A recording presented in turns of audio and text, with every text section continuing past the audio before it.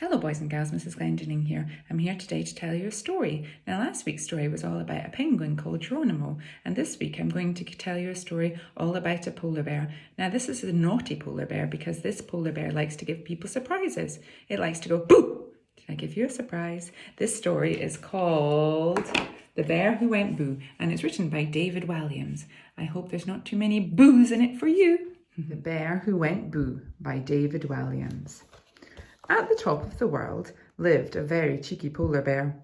He was only little, but he loved giving all the other animals a big fright. And slowly and silently, he would creep up behind them before going boo! The poor creatures would shriek as the little cub would roll around, hooting with laughter.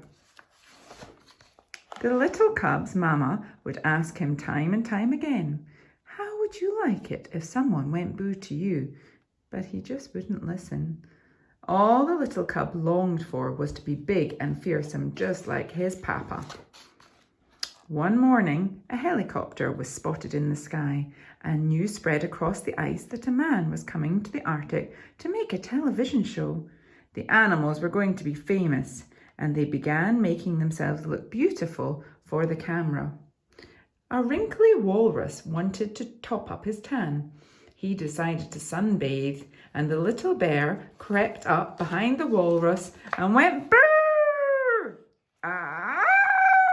The walrus was so shocked he kicked up his back flippers, and his tusks became skis as he zoomed across the snow. Whizz! Meanwhile, a platoon of puffins preened their feathers. Time to do boo too. Boo! Startled, the puffins all tried to take flight at once.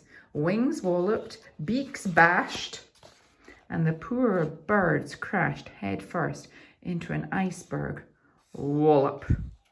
Next, he sawed a hole in the ice with his paw before diving down into the freezing water below.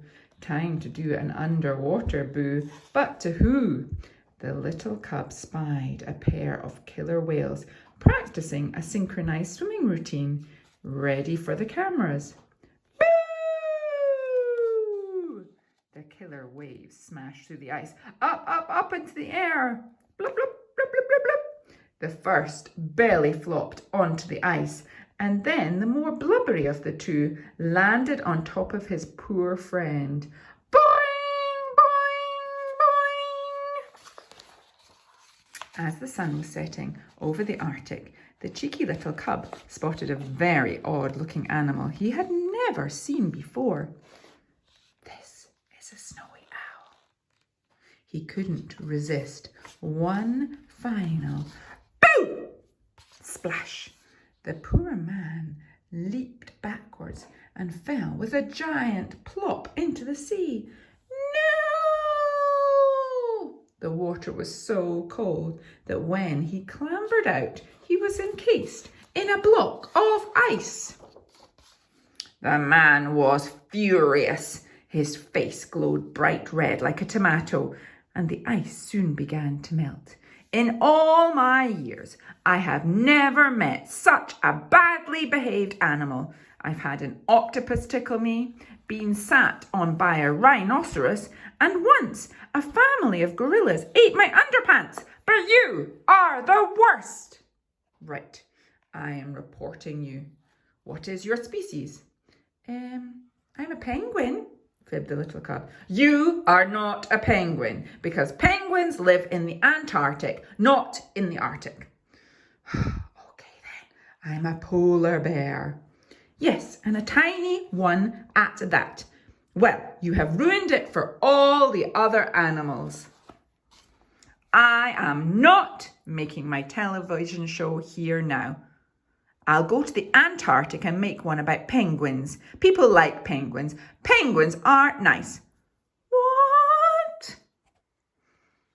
And as the little cub watched the helicopter leave, all the animals gathered. Now they're going to miss their moment of fame. It's time to teach that little bear a big lesson. That night, the little cub trudged slowly back home. But as he entered his snow cave, boo!